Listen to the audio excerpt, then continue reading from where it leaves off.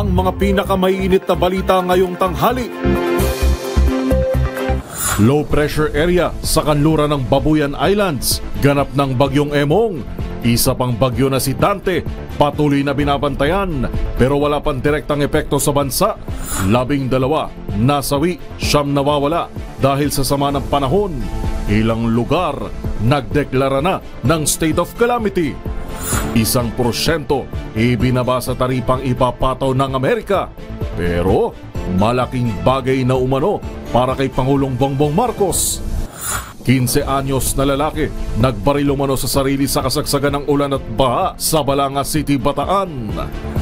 Sa MBC TV Sports, PLDT high-speed hitters nasagip matapos ma-stranded sa training facility sa gitna ng baha. At sa showbiz spotted, Jake Ejercito at Jessie Menjola binatikos ang tila insensitive class suspension post ng DILG.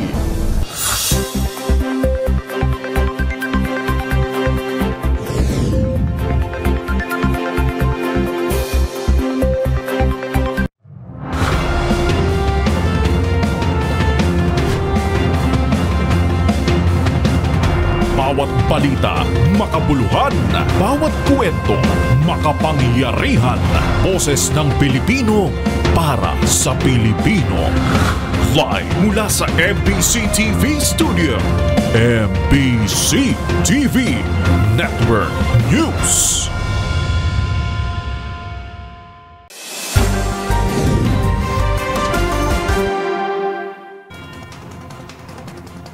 Pilipinas, sa patuloy ang ating pagtutok sa mga update sa masamang lagay ng panahon na nararanasan sa iba't ibang bahagi ng bansa.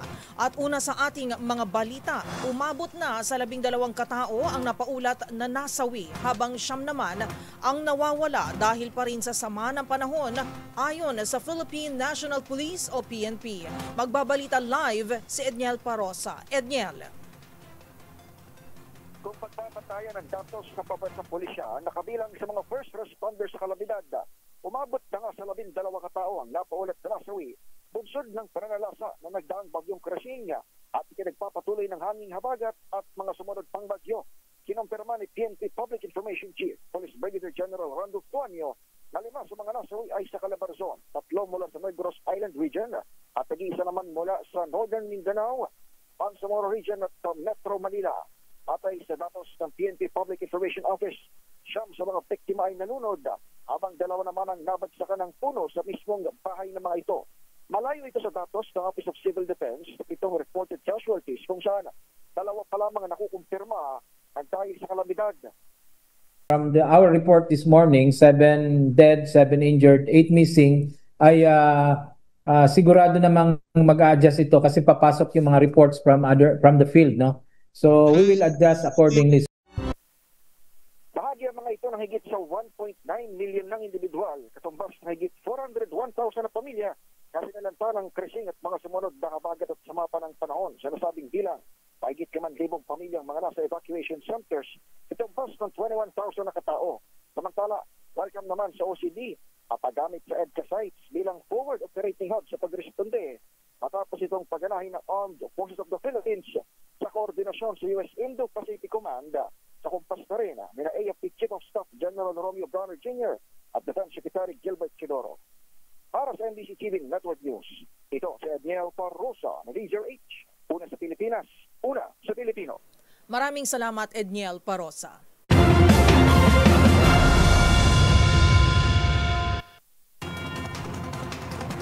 Dalawang sasakyan ang nadaganan ng mga punong kawayan matapos gumuho ang lupa sa Bagong Silangan, Quezon City kaninang umaga. Ayon sa barangay chairman ng lugar, lumambot ang lupa dahil sa tuloy-tuloy na ulan mula sa habagat at bagyong Krising. Naritong report ni Val Gonzales.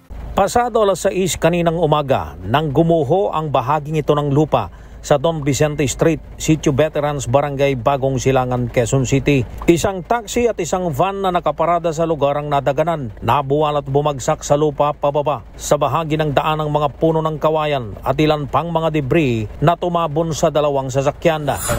Naglagay po kami na no parking po, bali dalawang signs na po yan na pinagbabawalan na po talaga sila magparking dyan ng barangay. Ngayon, sa sobrang matitigas ang ulo, ayun, doon pa rin sila nagpa-parking. Kaya nagkaroon ng trahedya, hindi na namin, wala na kami magagawa kasi sa gabi sila nagpa-parking dyan, hindi naman sa araw.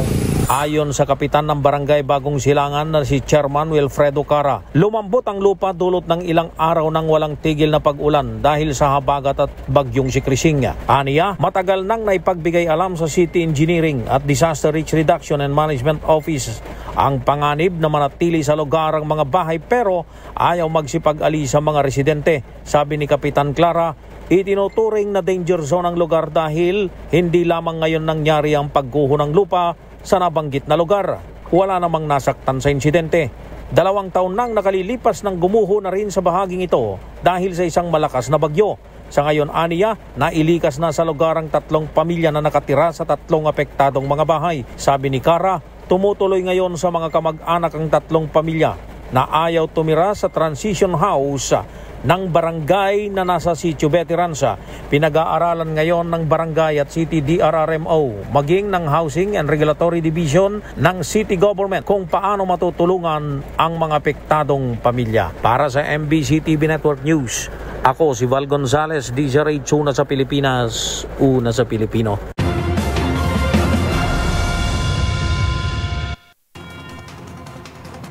Samantala, marami namang lugar sa bansa ang isinailalim sa state of calamity dahil sa tuloy-tuloy na pag-ulan at pagbaha. Sa Metro Manila kabilang ang Quezon City na may mahigit 30,000 na inilikas at ang Malabon City na tinamaan ng matinding pagbaha. Ang iba pang apektadong lugar tinutukan ni Rovic Manuel. Maraming lugar ngayon sa bansa ang nagdeklara na ng state of calamity dahil sa nararanasang matinding pag-ulan at pagbaha dahil pa rin sa pananalasa ng habagat. Sa Metro Manila, isinailalim na sa state of calamity ang Quezon City kung saan lampas 30,000 katao na ang inilikas sa mga evacuation center. Gayon din ang Malabon City na lubos na nakaranas na matinding pagbaha at pagkasira ng mga ari-arian. Ngayong araw, nakatakda na ring formal na magdeklara ng state of calamity ang Manila City Government matapos kumpirmahin ni Manila Mayor Isko Moreno ang pangangailangan ng halos 900 barangay ng access sa Calamity Fund. Ang Cavite, nauna nang isinailalim ang buong probinsya sa state of calamity dahil sa malawakang pinsala bunsod ng habagat na pinalakas ng bagyong Krising. Nabatid na halos 80% sa mapa ng lalawigan ang lumubog na sa baha na halos lampas bewang ang lalim.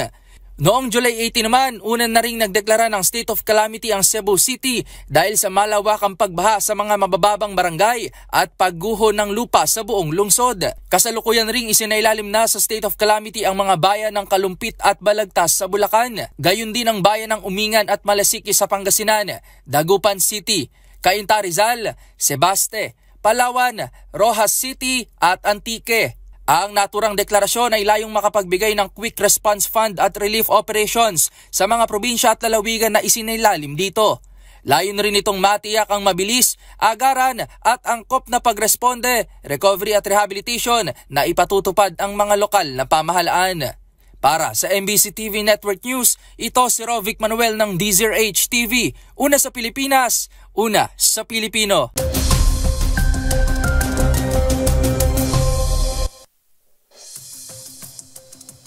Ganap ng isang tropical depression na ang binabantayang low pressure area at pinangalanan na itong Emong.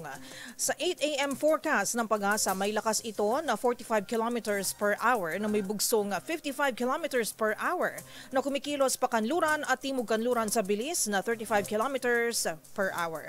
Habang itinaas naman sa tropical storm ang bagyong si Dante na namataan sa layong 880 kilometers east ng extreme northern Luzon na may lakas na 65 kilometers per hour at bugsong 50 kilometers per hour sa bilis na 15 kilometers per hour.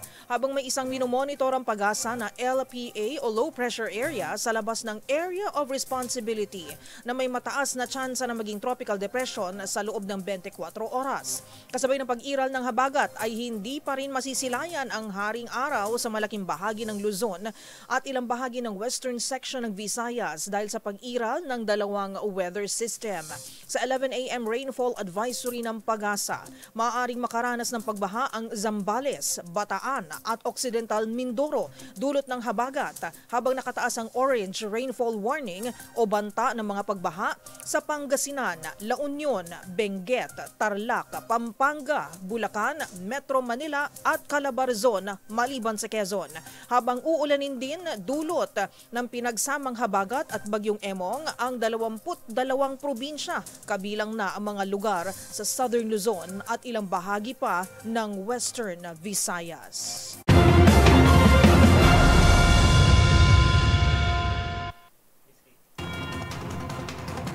Sa ibang balita, isang beautiful visit. Ganyan ang paglalarawan ni dating US President Donald Trump sa pagbisita ni Pangulong Bongbong Marcos sa Estados Unidos. Tinutukan sa pagkikitang ito ang usapin sa taripa, West Philippine Sea at pagsasanib puwersa sa ekonomiya at seguridad. Ang iba pang tinalakay sa pagpupulong ng dalawang lider, tinutukan ni James Galange. Tinawag ni US President Donald Trump na beautiful visit ang naging pagbisita ni Pangulong Bongbong Marcos sa Estados Unidos upang pag-usapan ang usapin sa taripa, West Philippine Sea at economic ties. Una na rito na pagkasunduan na bahagyang ibababa ni Trump sa 19% mula sa 20% ang pinatong nitong taripa sa lahat ng imported goods na manggagaling sa Pilipinas simula Agosto. Habang nakahanda naman umano ang Pilipinas na magbigay ng zero tariff sa lahat naman ng US goods. Pangalawa naman sa naging agenda ng dalawang bansa ay ang pagpapatibay ng kanilang alyansa bilang treaty partners bilang tugon sa muling pag-assert ng China ng kanilang puwersa sa pag-aangkin sa West Philippine Sea. Ayon sa White House, tinitignan nila umano ang China bilang ikalawang pinakamalakas na bansa pagdating sa ekonomiya. Kung kaya't dahil dito ay napilitan ng Estados Unidos na magtuon ng pansin sa military at economic na aspeto sa Asia-Pacific region upang counterin ang China. Sa post ni Trump sa social media platform na Truth Social, sinabi niyang ipagpapatuloy umano ng Amerika at Pilipinas ang kanilang military efforts upang pagtibay ng mas malapit na ugnayan sa seguridad at ekonomiya bilang tugon sa pagbabago-bago ng geopolitics sa Indo-Pacific region. Para sa MBC TV Network News, ito si James Galange ng DZRH TV, una sa Pilipinas, una sa Pilipino.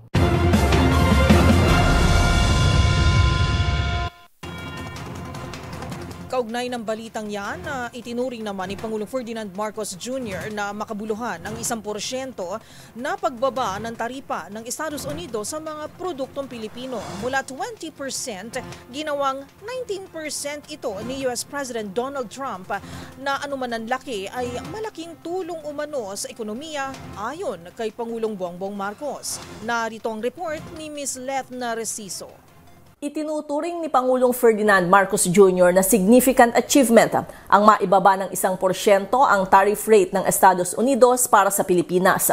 Unang inanunsyo ni US President Donald Trump na binawasan mula 20% sa 19% ang taripa para sa mga produktong manggagaling sa Pilipinas. Ayon kay Pangulong Marcos, maaaring maliit ang 1% pero pagdating sa real terms ay malaking bagay na ito. Nilinaw rin ito na hindi lahat ng produktong papasok sa bansa mula sa Amerika ay makakukuha ng zero tariff. Kasunod ito ng pahayag ni Trump na magiging open market ang Pilipinas sa US at makakukuha sila ng zero tariffs. Pero ayon kay PBBM, ipatutupad lang ito sa ilang markets gaya ng mga sasakyan. Sabi pa ng Pangulo, tataasan rin ng Pilipinas ang imports mula sa Amerika. Partikular na binanggit nito ang soy products, wheat products at pharmaceuticals para gawing mas mura ang gamot. Pauwi na si Pangulong Marcos mula sa kanyang biyahe sa Washington at inaasahang ngayong gabi ito darating sa Pilipinas. Para sa MBC TV Network News, ito si Lethna Reciso, una sa Pilipinas, una sa Pilipino.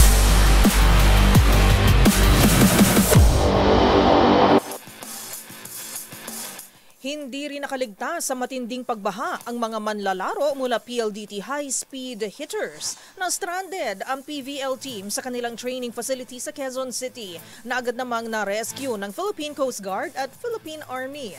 Ang mga pangyayari tinutukan ni Millie Borja. Nasagip na ang PLDT high-speed hitters matapos ma-stranded sa kanilang training facility sa Araneta Avenue, Quezon City dahil sa pagbaha na dulot ng malakas na ulan hatid ng habagat. Sa tulong ng Philippine Coast Guard at Philippine Army, ligtas na nailikas ang ilang manlalaro ng kupunan tulad ni Majoy Baron, Kim Fajardo, Kat Arado at Jovi Prado. Ibinahagi rin ni veteran middle blocker Mika Reyes sa isang video na na-stranded sila ng ilang oras bago dumating ang mga rescuers na gumamit ng lifeboats para mailikas sila. Matapos ang insidente, tuloy ang biyahe ng undefeated high-speed hitters papuntang Cebu ngayong weekend para harapin ang NX LED at galleries sa 2025 PVL On Tour. Para sa MBC TV Network News, ito si Mili Borja ng DZRH TV, una sa Pilipinas, una sa Pilipino.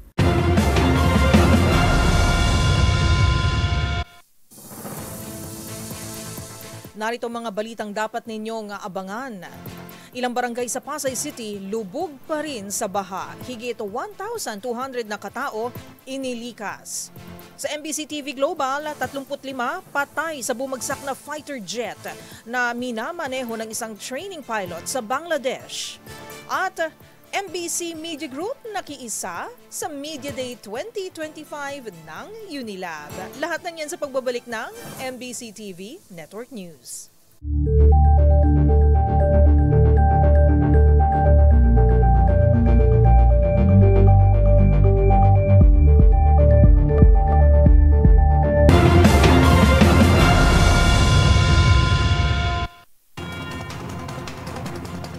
Walo sa mga national road section sa bansa ang kasalukuyang hindi nadadaanan dahil sa mga epekto ng bagyong Krising, habagat at ang low pressure area.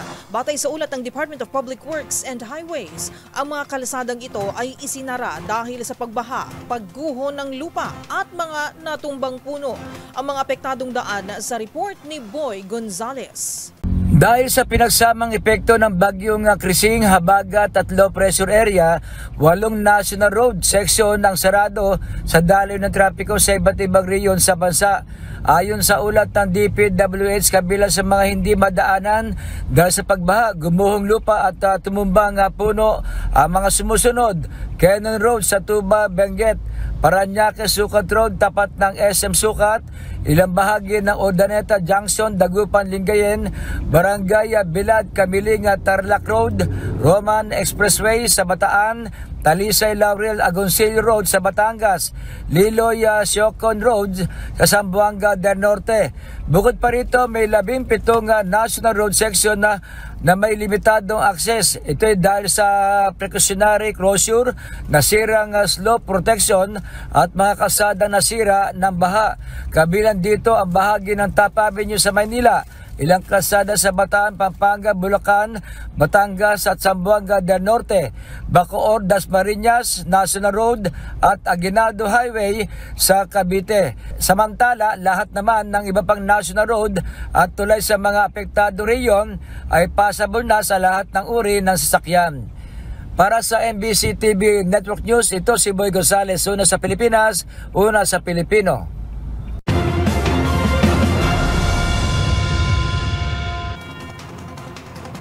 Patuloy ang libreng sakay ng iba't ibang ahensya ng gobyerno para sa mga stranded na pasahero na naiipit sa baha sa Metro Manila. Muling nag-deploy ng mga bus at truck ang Department of Transportation, Philippine Ports Authority at Philippine Coast Guard ngayong araw. Nagsimula ang mga idineploy na sasakyan na maghatid ng pasahero kaninang alas 7 hanggang alas 10 ng umaga at magpapatuloy mamayang alas 5 ng hapon hanggang alas 8 ng gabi.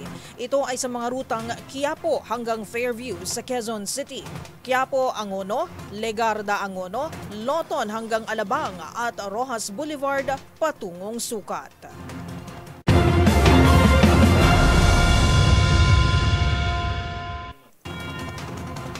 Samantala, nagbabala si Senador Panfilo Ping Lacson sa mga opisyal ng gobyerno na naglaan ng bilyones sa flood control projects sa 2025 national budget. Sa gitna ng matinding pagbaha, iginiit ni Lacson na kailangang magpaliwanag ang mga opisyal hinggil sa batayan ng kanilang paglalaan ng pondo. Narito ang report ni Raymond Dadpaas. Maraming dapat ipaliwanag ang mga opisyal ng gobyerno na naglaan ng bilyones na pondo para sa mga flood control projects sa 2025 national budget. Ito ang deklarasyon ni Senador Panfilo Ping Lacson kasabay ng naranasan nating matinding pagbaha dahil sa habagat. Ngayon pa lamang ay inaabisuhan na ni Lacson ang mga opisyal na sangkot dito. Kailangan magpresenta ang mga ito ng mga datos at pag-aaral na pinagbatayan ng kanilang paglalaan ng malaking pondo sa isang lugar. Ibinigay na halimbawa ang 1.9 billion pesos na flood control project sa isang maliit na barangay sa Oriental Mindoro at isa ding maliit na bayan sa nasabing probinsya ang pinaglaanan ng 10 bilyong piso. Sabi ni Lacson, ang mga nag-uusap lang sa mga ganitong proyekto ay ang kontraktor at congressman o kaya ay kausap ni congressman ang kanyang sarili dahil siya din ang kontraktor. Marami umano sa mga inilalaan na pondo taon-taon na hindi nagagastos dahil hindi ito alam ng mga ahensya dahil bunga ito ng congressional insertion sa halip na nagamit sa mga proyektong pangkabuhayan. Muling hinimok ng senador ang publiko na sumali sa pagbabantay sa budget process dahil ang national budget ang lifeline ng ating ekonomiya. Pagtitiyak ni Lacson saan man siya mapabilang sa majority o minority sa Senado ay hindi nito tatalikuran ng kanyang sinimulang advokasya sa pagbabantay sa national budget. Nauna nitong tinawag na mangled beyond recognition ang 2025 national budget dahil sa laki ng mga congressional insertion. Para sa MBC TV Network News, ito si Raymond Dadpaz ng DCRH, una sa Pilipinas, una sa Pilipino.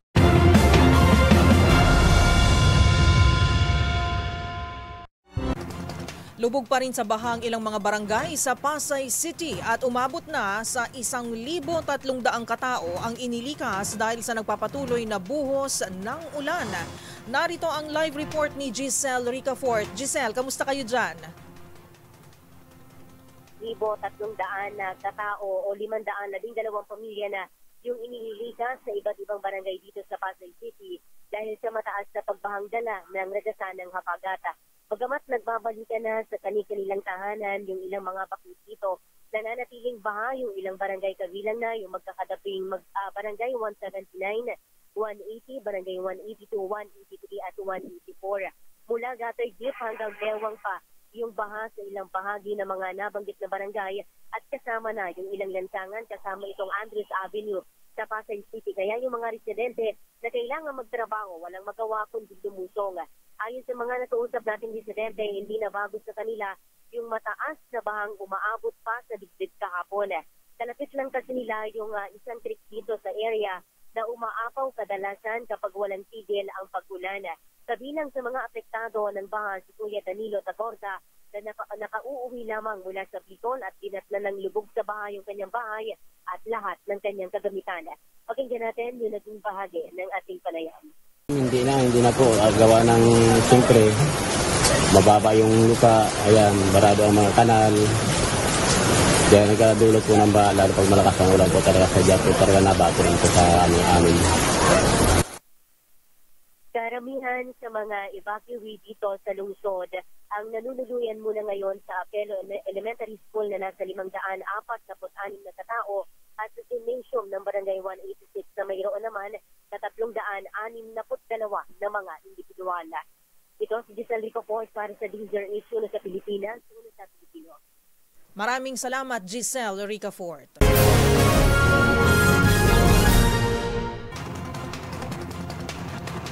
Isang kalunos-lunos na trahedya ang sinapit naman ng halos 200 katao sa Dhaka, Bangladesh matapos mag-crash ang isang fighter jet na minamaneho lamang ng isang trainee. Habang isang performance naman ng Royal Opera House sa London ang naantala matapos biglang magtaas ng Palestinian flag ang isang aktor na mariing kinundina ng mga manunood. Ang mga balita mula sa ibayong dagat tinutukan sa Global Headlines Report ni James Galange. Balita mula sa Bangladesh, isang fighter jet ang bumagsak at nag-crash sa isang paaralan sa Dhaka City nitong Lunes kung saan umakyat na sa 35 katao ang nasawi. Mahigit 170 individual naman ang sugatan at may tuturing bilang pinakamalang aviation accident na naitala sa kanilang bansa matapos ang ilang dekada. Ayon sa mga otoridad, minamaneho ito ng isang training pilot na si Flight Lieutenant Torker Islam na bigla itong makaranas ng mechanical failure, ngunit patuloy pa rin itong iniimbestigahan. Samantala, karamihan sa mga sugatan ay mga batang nasa edad 14 pataas.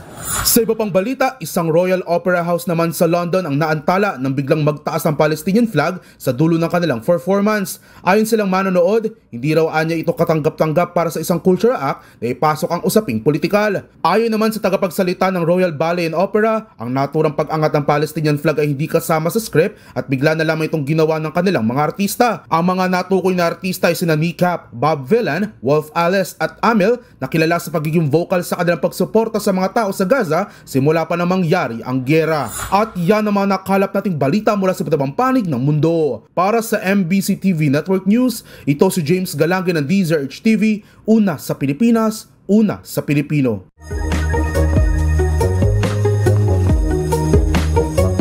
Kompleto ang shift, natapos sa mga task, kikilos batay lamang sa kung ano ang kailangan. Papasok ng alas 8 ng umaga at uuwi ng eksaktong alas 5 ng hapon. Alamin na des, ano ang quiet quitting? Ayon sa Gallup Workplace Research, mahigit kalahati ng manggagawa sa buong mundo ay nagpapakita ng quiet quitting behavior. Hindi ito pagiging tamad, kundi isang pagtalima sa trabaho na nakasaad sa job description. Walang labis, walang kulang. Karaniwan daw itong lumalabas kapag nararamdaman ng empleyado na hindi ito na-appreciate, wala ng room for growth o kulang na sa work-life balance. Paalala ng mga eksperto, hindi ito dapat ituring na masama o pagtaasan ng kilay dahil posibleng senyales ito na kailangan pag-usapan kung maayos at healthy pa rin ba ang sistemang tumatakbo sa loob ng workplace. Tandaan, mas makulay ang mundo kung alam mong hiwaga sa pag-ikot nito. Ako po si Arnold. Nagpapaalalang sa kaalaman ay walang labis, magsaliksik para siguradong alam na des.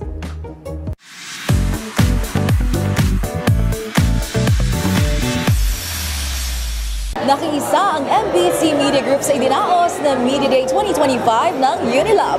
Nagsani puwersa naman sa pagpapasaya at paghahatid ng limpak-limpak na papremyo ang mga paboritong DJ sa ilalim ng MMG. Gayon din po ang inyong lingkod para sa DZRH Radio at DZRH TV. Narito ang aking report. Ngayong taon, pinagdiriwang ng Unilab ang kanilang 80th anniversary at isa nga sa mga inorganisa ng leading pharmaceutical and healthcare company sa bansa ang Media Day 2025 last July 21. Dumalo at nagsabing speakers ang ilang leaders sa larangan ng advertising, digital sales, and marketing at media. Kabilang nga riyan ang presidente ng MBC Media Group na si Mr. Roberto S. Nicdao Jr. Dito tinalakay ni Mr. Nicdao ang diversity and importance ng regional markets. Ibinida rin ito ang localized shopping through on-air, online, and on-ground assets ng MMG. Partikular na riyan ang higit 4 na dekadang pagdistribusyon ng DZRH Operation Tulong, katuwa ang Unilab sa pagkaloob ng libreng merienda at gamot sa ating mga kababayan upang maipadama ang talaga nga namang alagang Unilab. We need localization to make our messaging truly effective. And remember, local influencers are your best ambassadors and storytellers. Samantala, nagpaseri ng FM DJs na sina Rakitera ng Love Radio, Like Barista ng Yes FM, DJ Jasmine ng Easy Rock, Matchpoint Millie ng DZRH TV at ang inyong pong lingkod kung saan marami ang nakapag-uwi ng cash, prizes, and gadgets. Ginanap ang The Media Multiverse Navigating the Era of Diversified Screens and Strategies sa Bayanihan Center ng Unilab sa Kapitolyo, Pasig City. Para sa MBC TV Network News, ito po ang showbiz angel Angelica Cosme, una sa Pilipinas, una sa Pilipino.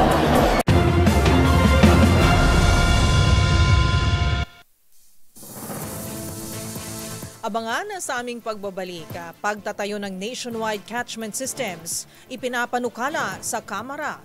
Sa MBC TV Sports, dahilan ng pag-atras ni Cebuana Billiards star Rubilin Amit sa 2025 World Pool Championships, alamin. At screen time bago matulog, may epekto nga ba sa kalusugan? Alamin sa experts' opinion. Yan at marami pang iba dito lamang sa MBC TV Network News.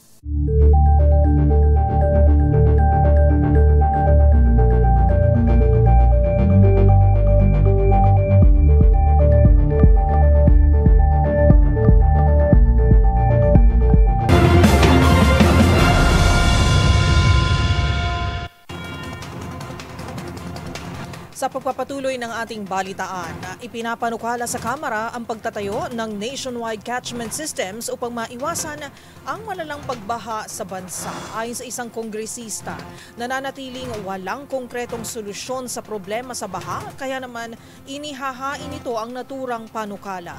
Ang detalye ng balitang yan, ihahatid ni Milky Rigunan. Napapanahon na magtayo ng mga water catchment system sa buong bansa para makaiwas sa sobrang pagsalanta ng baha, hindi lamang dito sa Metro Manila kundi sa iba't ibang panig ng bansa.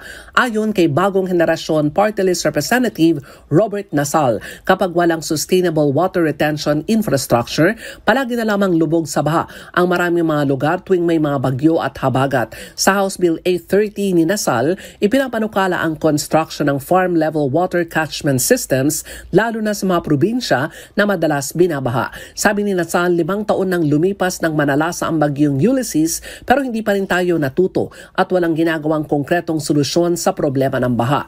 Anya, base sa datos sa kabuang 142 critical watersheds sa buong bansa, mayroon lamang 21 catchment basins ang Pilipinas, kaya laging lubog sa baha ang mga mabababang lugar. Gate ni Nasal, ngayon na nakararanas tayo ng habagat at wala tayo mga catchment systems, nagpakawala na ng tubig ang mga otoridad dahil apaw na ang mga reservoir, kaya ang resulta nakadagdag pa sa problema sa baha.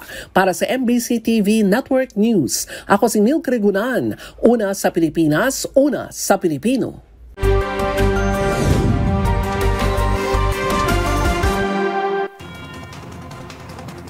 Patay ang isang 15 taong gulang na lalaki matapos umanong barilin ang kanyang sarili sa kasagsagan ng ulan at baha sa Balanga City sa Bataan. Yan at ang iba pang mga rumarapidong balita mula sa probinsya. Hatid ng iba't ibang istasyon sa ilalim ng MBC Media Group.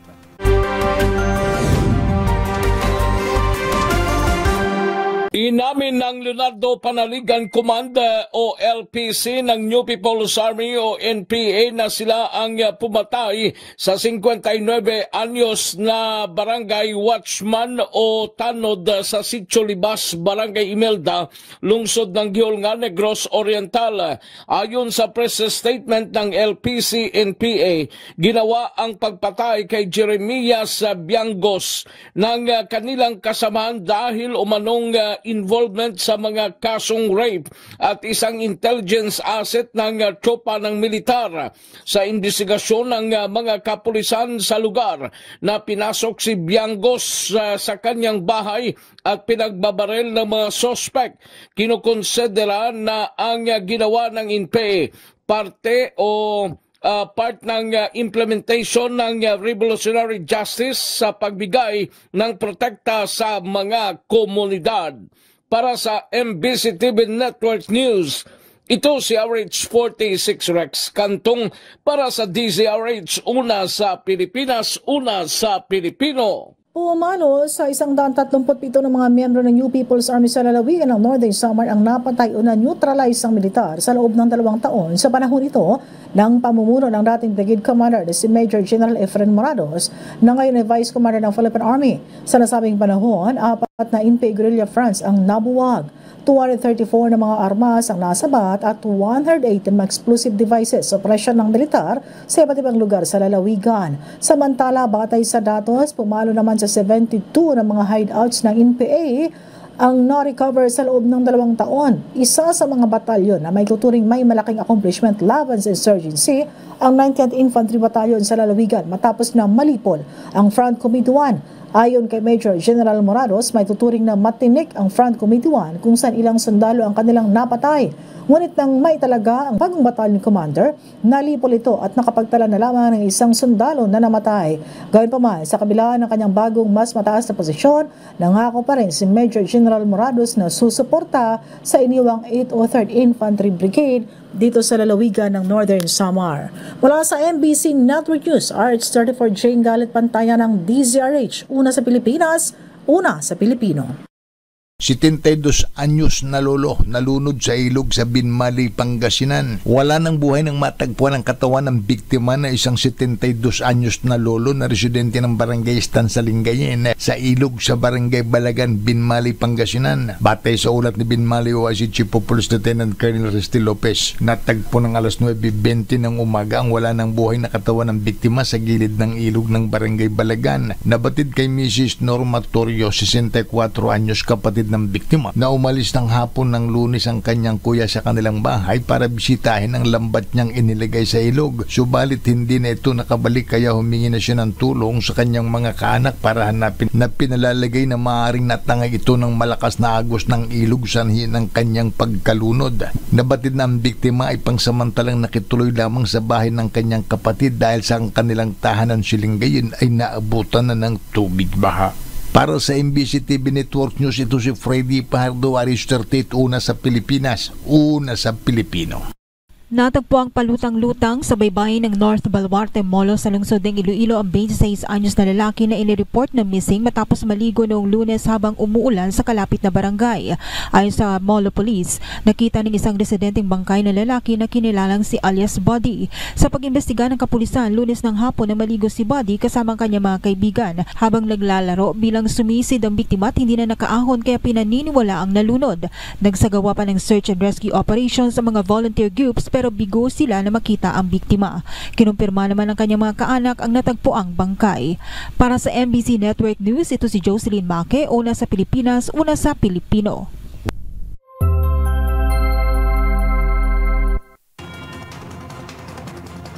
Karaniwang gawin na natin ngayon ang pagbababad sa cellphone bago matulog.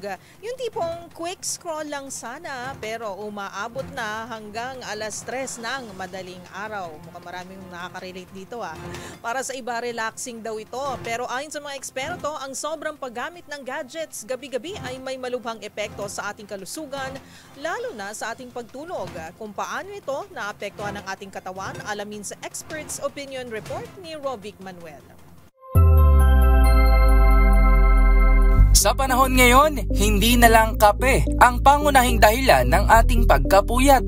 Kung hindi ka makatulog at nakatuto ka pa rin sa iyong mobile gadgets tulad ng cellphone, malamang iyan ang ugat ng problema.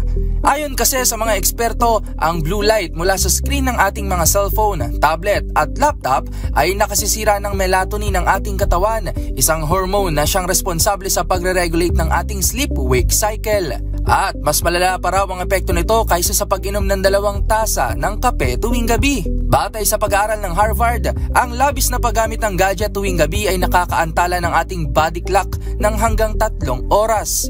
Bunga nito, nakararanas tayo ng kakulangan ng energy, hirap sa pag-aalala, kawalan ng focus at mood swings kinaumagahan. Dagdag pa nila, isa ring sanhi ng pagkapuyat ang sobrang pagkonsumo ng stressful content tulad na lamang ng trabahong hindi matigil at walang humpay na panonood ng stimulating content sa social media.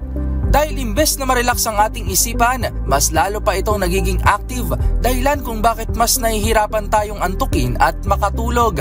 Kaya't para maiwasan ito, inirerekomenda ng mga eksperto na magbigay ng kahit 1 hanggang 2 oras na pahinga sa screen bago tayo matulog at humiga. Gamitin rin daw ang dim lighting, i-on ang blue light filter ng mga gadget, iwasan ang pagbabasa ng mabigat na content, at higit sa lahat, ilayo ang cellphone sa iyong kama para sa mas maayos na pagtulog. Tandaan, hindi naman masama ang paggamit ng gadgets, lalo na ngayong panahon ng digital age. Kinakailangan lang na maghinay-hinay at tiyakin na tayo ay meron pa rin sapat na pahinga at tulog dahil ito ay isa ring paraan ng pag-aalaga ng ating mga sarili, lalo na ang ating kalusugan. Para sa MBC TV Network News, ito si Rovic Manuel ng Deezer HTV, una sa Pilipinas, una sa Pilipino.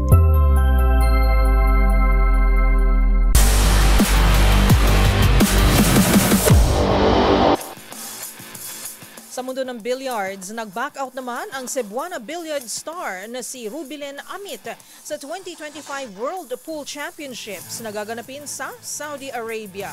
Ang dahilan ng atleta, tinutukan ni Millie Borja. Umatras na si two-time world champion at Cebuana billiard star Rubilen Amit sa 2025 World Pool Championships na gaganapin sa Jeddah, Saudi Arabia. Kinumpirma ni Amit sa kanyang social media account ang hindi paglahok sa torneo na nagsimula noong July 21. Ayon sa kanya, dulot ito ng isang problemang pangkalusugan, kaya't minabuti niyang sumunod sa payo ng kanyang doktor na huwag na munang magkompetisyon. Inamin niya na mahirap ang desisyon, ngunit mas mahalaga umano ang pag-iingat sa kalusugan upang makapagpatuloy sa mas marami pang laban sa hinaharap. Samantala, irerepresenta naman ng ilang mga manlalaro ang Pilipinas sa nasabing torneo, gaya ni Johan Chua, Carlo Biado, Patrick Gonzalez, AJ Manas, Jeffrey Roda, Bernie Regalario at James Aranas. At yun ang mga latest updates sa mundo ng sports. Para sa MBC TV Network News, ito si Mili Borja ng DZRH TV, una sa Pilipinas, una sa Pilipino.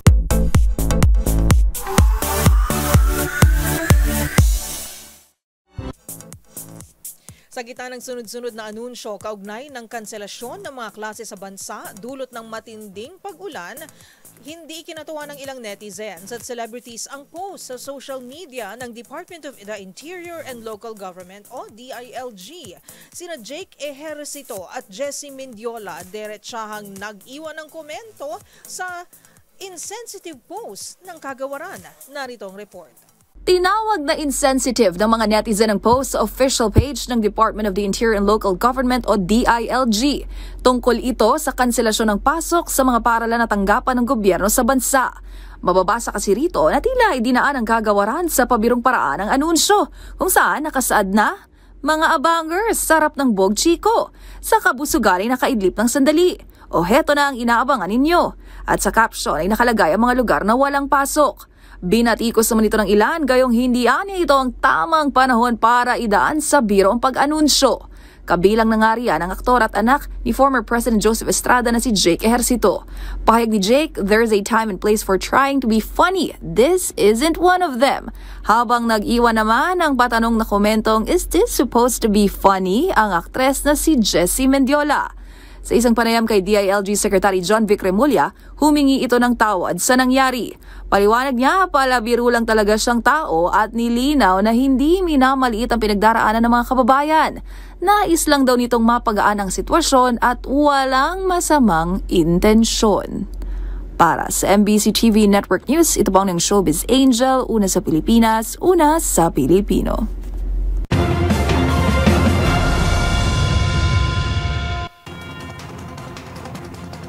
At yan ang mga nakalap naming balita ngayong araw ng Miyerkules. Sa ngalan po ni Yuel Reyes, ako po si Karen Oyong. Magkita-kita tayong muli bukas, araw ng Huwebes, para sa mga balitang makabuluhan, mga kwentong makapangyarihan.